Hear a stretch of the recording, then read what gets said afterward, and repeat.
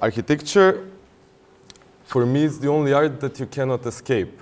So you can stop listening to music, you can stop going to museums, but you cannot get away of architecture. Architecture always tries to use new materials, it tries to use new technologies, and everything that you cannot touch on the building is basically architecture. Architecture is the art created by those materials, and we should always take advantage of the materials and the advancement in technology, economy, and everything to create something that will be in relation with the time and space. Architecture basically is trying, like Ludwig Mies van der Rohe has said, is the will of an epoch translated into space, and it should always represent the space when it was built and the context where it is built. Very often, mistakes in architecture are made, and sadly, we can all see them. But what we should try in our lives, we should aim for better architecture, and we should aim to understand these mistakes and learn from them and make something better.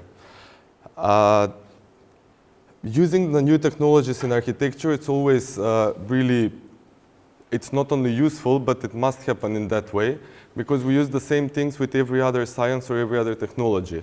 It's a bit pointless to use the most advanced mobile phone nowadays and use it only for calls. So why not apply the same thing to architecture, and why use the new materials to do something that is not advanced in terms of the architecture? This talk will compare London and Skopje in the 60s and 70s and how these two cities developed today over the time. So I'm sure all of you know about London, but I'm sure that most of you don't know about Skopje. So Skopje is the capital of the Republic of Macedonia. It's also my hometown, and it's quite a small city on the Balkans.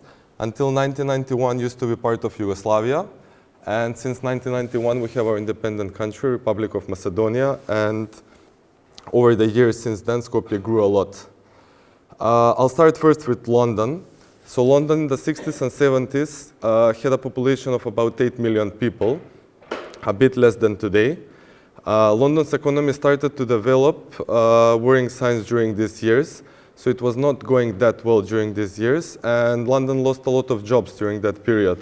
In 1963, the London Tourist Board was created, which probably is not a big milestone for London, but it's a big milestone for Skopje. Not milestone, but it's a big turning point in history for Skopje, so that's why I've put this year. During those time in London, for me, a lot of significant buildings were built. The Center Point, which is one of the first commercial towers on Oxford Street. Nowadays, it's being converted into, I think, residential tower. I'm not sure if the whole will be residential, but most of it, I think it will be. With its modular and very pattern-like facade, and it's also a great two-listed building. The Balfron and Terlik towers, which also used as a social housing, have very interesting modern architecture qualities, and it's also a great two-listed building. Barbican is one of my favorite spaces in London because it creates very interesting complex with social space which still works today, and most of these complexes in other cities after the modern times, they are not used as they were intended to be used at the beginning, but this center still has some very high quality, and it's still used for its purpose. And also the National Theatre, which is very interesting and quite fragmented modern building. All of these buildings have been greatly listed, and their qualities have been acknowledged in the city. And I'll just compare now the same period with Skopje. So Skopje in the 60s and 70s had around 200,000 people. Now this size has tripled. It was the capital of the Republic of Macedonia, part of Yugoslavia at that time. And in 1963, an earthquake happened, which destroyed almost 80% of the city, destroyed most of the center of the city, and it killed a lot of people and made a lot of people homeless. So at that time, there was a big need for a new master plan and new development for the city. So before the earthquake, this is how Skopje is. It's a town next to a big mountain. Not very big, actually. So these buildings in the center of the city were the only, let's say not the only, but the most significant buildings in the city. On the picture below, you can see the National Theatre, and that's the House of the Army, which were quite important buildings, and you would see them on most of the postcards from that time in Skopje. The earthquake happened on 26th of July 1963 in 5:17 in the morning, so a lot of people were at home sleeping. That's why there were a lot of casualties. And as you can see, the building on the right photo is the House of the Army that I showed you earlier. So a lot of buildings were significantly destroyed. So a new master plan was needed for the city, and at that time, because Yugoslavia was much more powerful country than the Balkan countries are today, the UN helped about rebuilding the city, and a lot of famous architects from the world were invited to the competition. The competition was won by Kenzo Tange, who at that time was a very significant Japanese architect, and he created a new master plan for the city center, which was creating actually new symbols of the city, because he came with his team and he spent a lot of time in the city to see how the city works and what people want from the new city. But he tried with his master plan to create completely new symbols of the city and to recreate the city. One of the most important things that he did is, in the past, the city main axis was north-south, and he created the east-west axis through the city because he imagined that the city will grow a lot in the upcoming years. One of the most important structures in his plan is this structure, which is the city gate, and it's a multi-use structure where the new bus station, train station, and a lot of hotels and residential towers will be placed, and it will serve as a big gateway to the city on a location that was before not used that much, on a new place in the city. Most of his master plan creates a new residential building, because that was the need. Don't know what happened with the image above. Because the need in the city at that time was a lot of new residential buildings for all the homeless people to have a new home.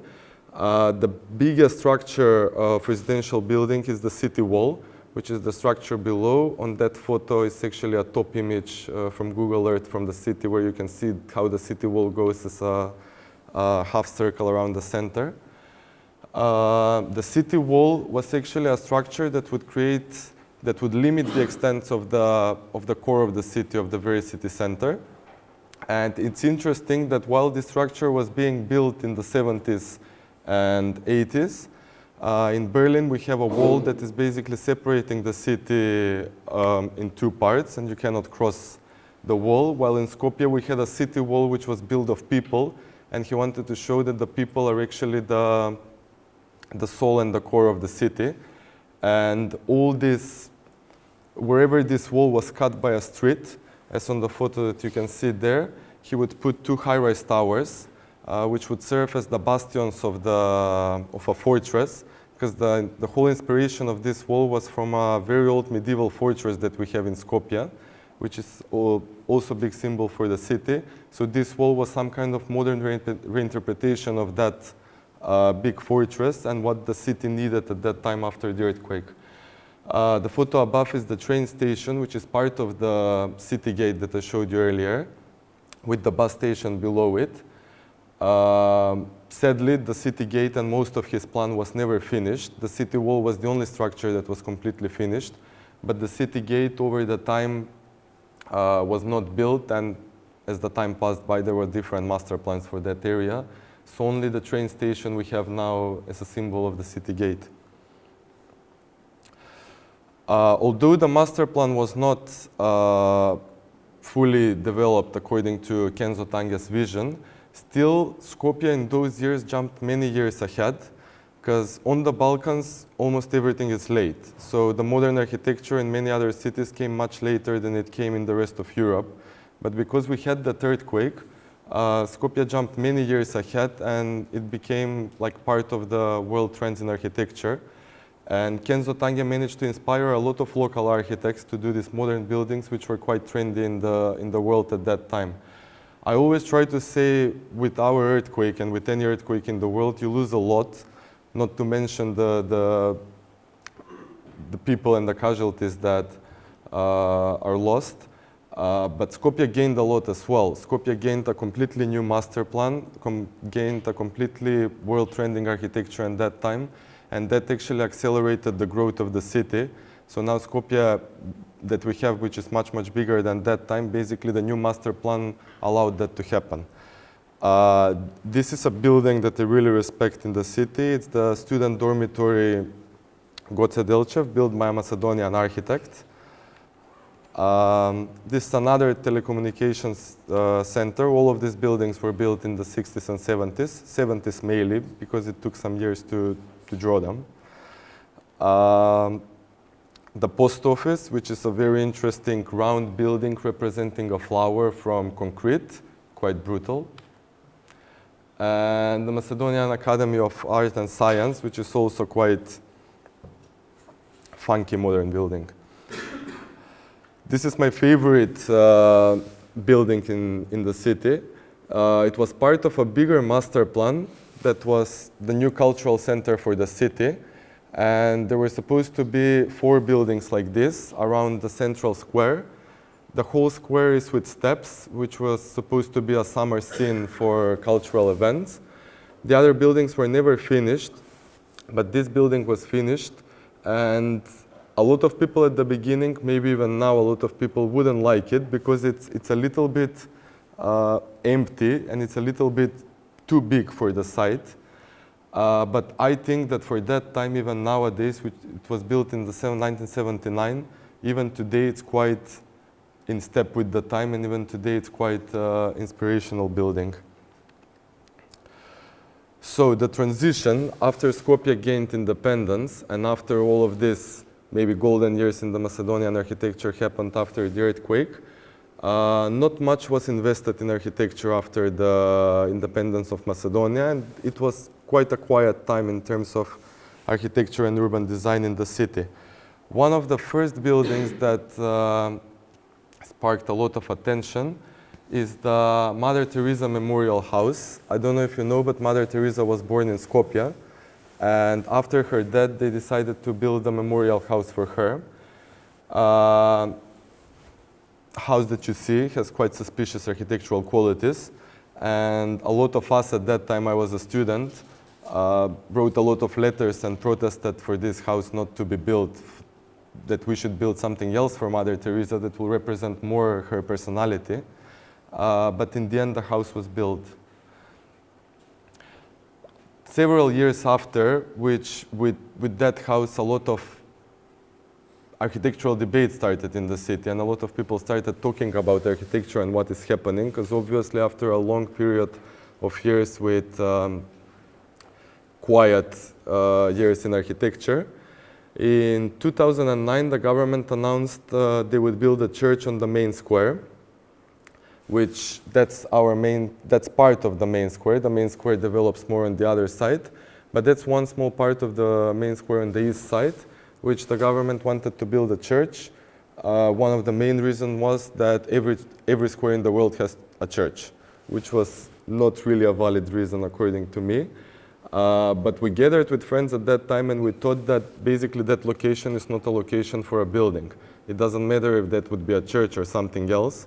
We wanted to share our thoughts that that location should be left empty and that is part of the main square, and that it should be left for public use. Because with building a church, sometimes the people don't realize how big space they would lose.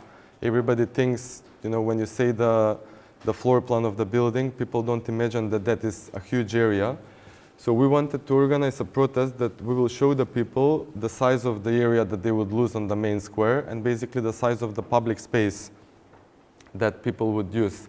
So we formed first Archi Brigade. It was an informal group of students of architecture.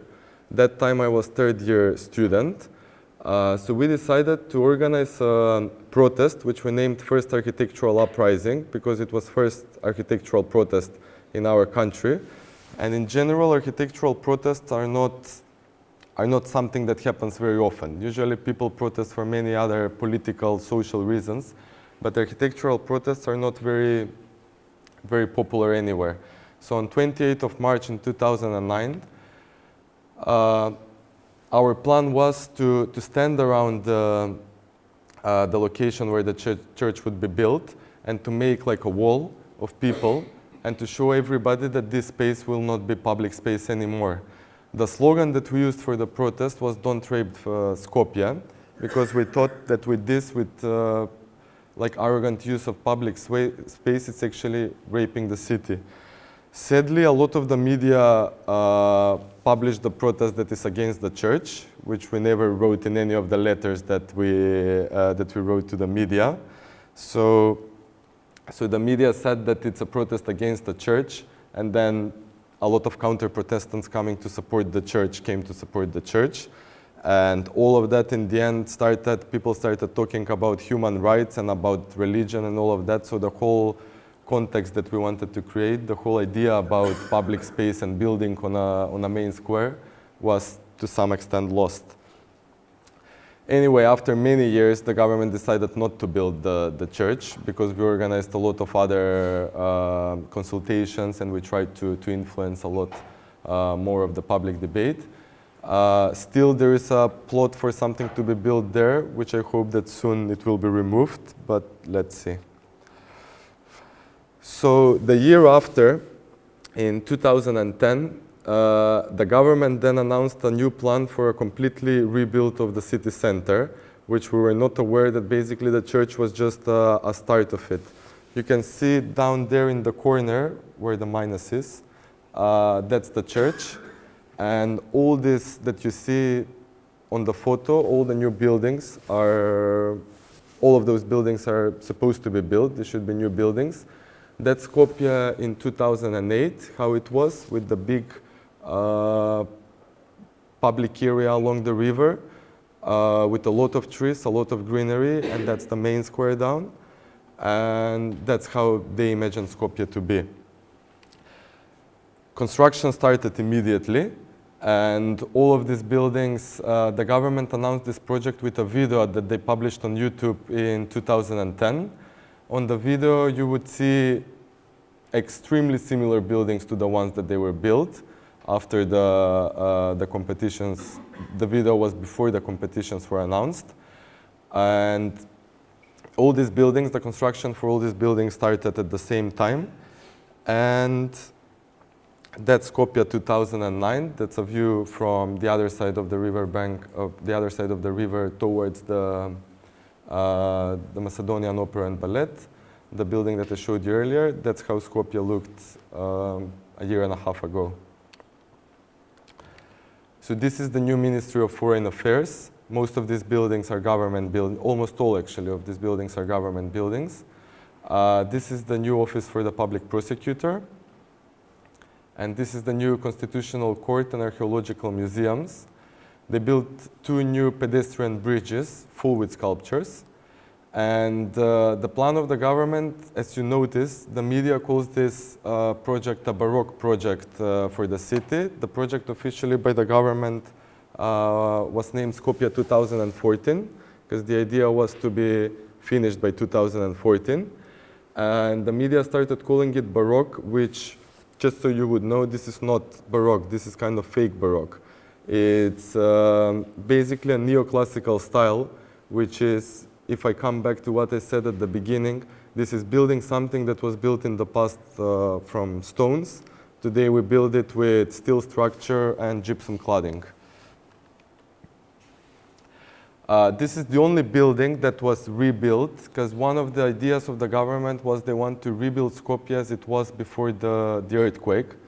Before the earthquake, we had only several buildings in this style. So all the buildings that they plan to be built are new buildings. The only building that they rebuilt is the old National Theatre that we have, which is this one, and it's slightly bigger than what it was before. Not only creating new buildings, which would serve for the new face of the city, and according to this plan would give identity to the city, which to me it's wrong to do it in that way, because if you say that you want to give identity to the city, that means that the city didn't have identity. While for them, the modern heritage that we have from the buildings after the earthquake was not good enough identity, probably. So not only building these new neoclassical buildings on central locations, but they also started converting modern buildings into Baroque buildings. So the building that you see on the top image is the government building, which now looks like the image next to it. And it's basically just stripping down the facade and applying new facade to a modern building. And the building down is a building on the main square, which has also been reclad. And you can see in some areas that's just like applying new facade on top of the old one. And in some areas, even the proportions doesn't work, because the proportions of the modern architecture are slightly different from the proportions of the Baroque or neoclassical architecture. So it's kind of, we organized with First Archibrigade at one point a tour which was called Behind the Facades, because there is a completely different city behind the facades that you see now in the city. So that's the Ministry of, I think, Education. I don't have a photo of the old facade because they did it quite fast, and I was in London. I didn't have time to go to take a photo of the old facade. That's how it looks now. This is another ministry, which only this area has been left. They didn't finish it before I took the photo. That's how it's slowly becoming to look. And this is a very interesting building, which is on the main square. It was built before the earthquake, and it survived the earthquake. And it was built in the famous international style that time. So it was finished end of the 50s. And slowly it becomes probably the tallest Baroque building in the world. The Skopje city center, GTC is the shortcut for it. It's again, I can't say it's my favorite building because this is more like a public space. It's a very interesting shopping center built in the 70s, which has almost 70% public space. It doesn't have doors, and it serves as a public street. Basically, most of the time, you would cross the city center without going shopping. And on one side, it has a small park, while on the other side, it's the river bank, and it has the river. So the whole shopping center serves basically as a big covered public area. Although in the city, in the recent years, a lot of new shopping centers have been built. And this one, as you can see, in terms of architecture, it's not very striking. But although the new shopping centers were air-conditioned and they would be closed, they would have like better shops and all of that, still this one managed to survive, and it's still one of the most popular shopping centers in the city, because for one reason it doesn't have doors, like it never closes. You can go at midnight and cross the shopping center. You can go window shopping whenever you want. And that building, after the Skopje 2014 plan was announced, basically later on it was added to the project, and the idea is for that building to become Baroque as well, to be closed, to be air-conditioned, to have doors, and to make it just like a proper shopping center box. The Architectural Association in Macedonia, together with us, with First Archibrigade, we organized a protest.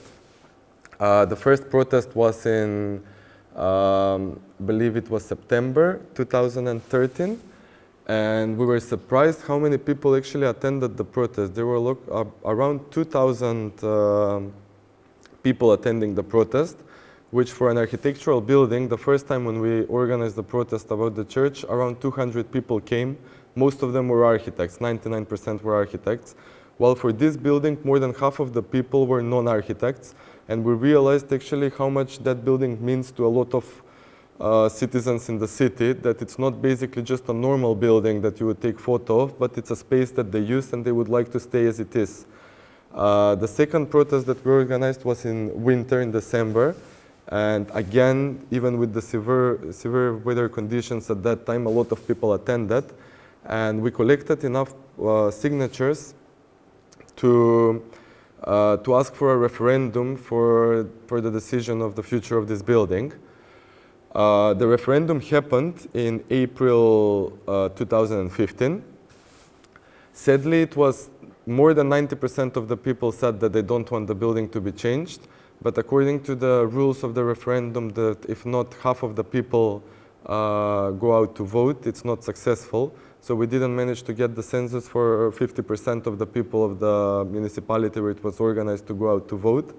So although basically the opinion was that the building should stay as it is, the referendum was unsuccessful because of that rule.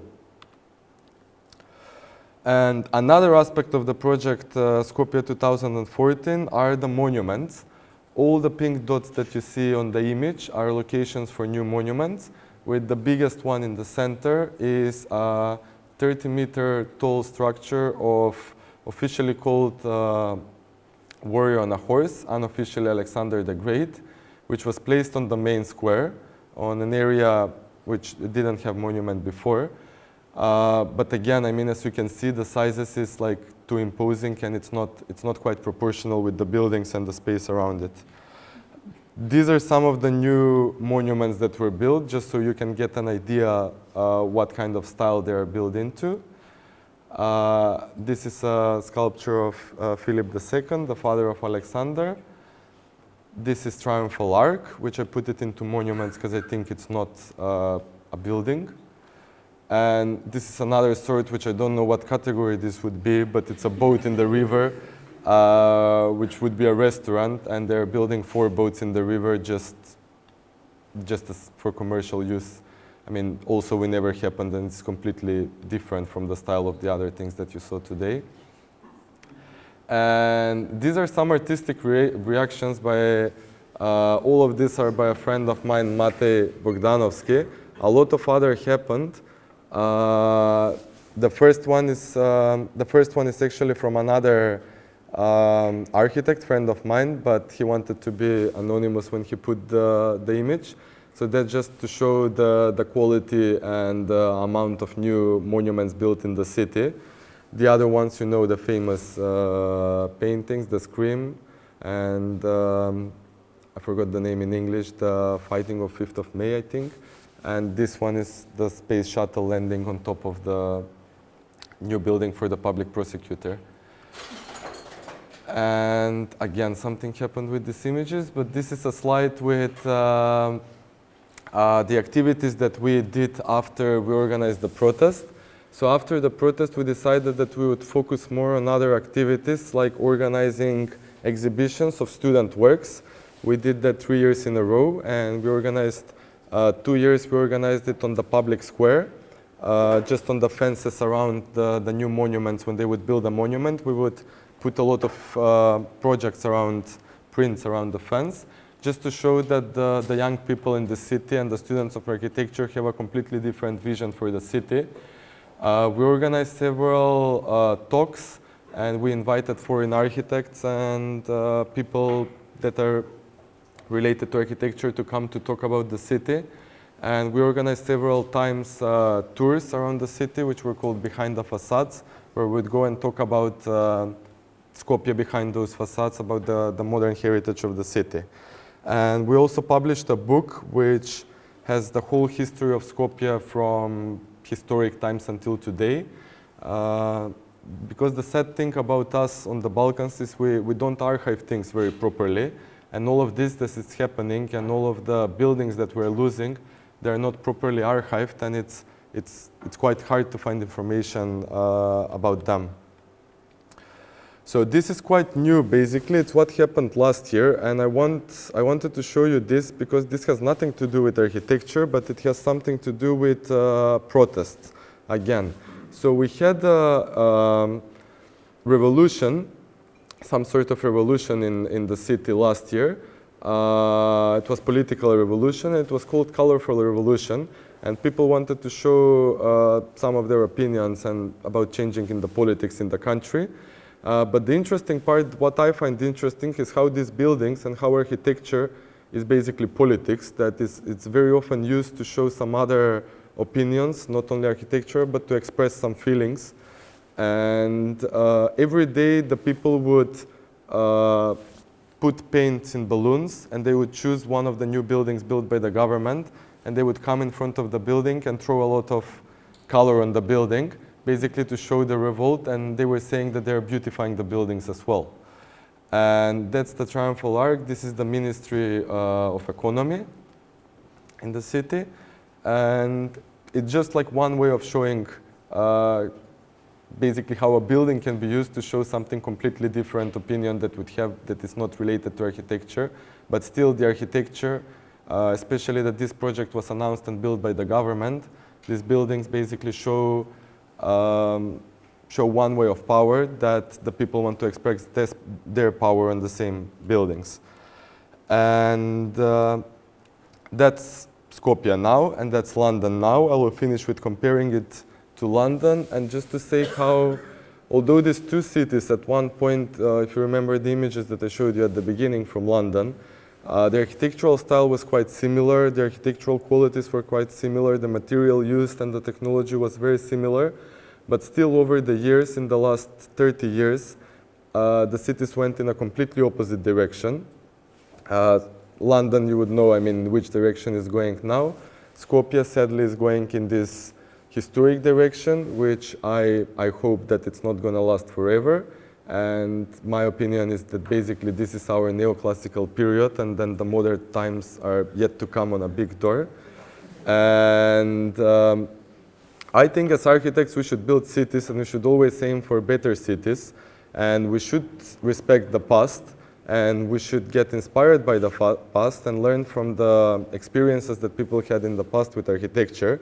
But still, that knowledge that we gain from the past should only serve to progress the architecture, and the architecture to be in step with space and time, so that we show what the city and what the people need nowadays, but not what was built in the past just because we like it. So we should always be only inspired by the past, but never copy it. Thank you.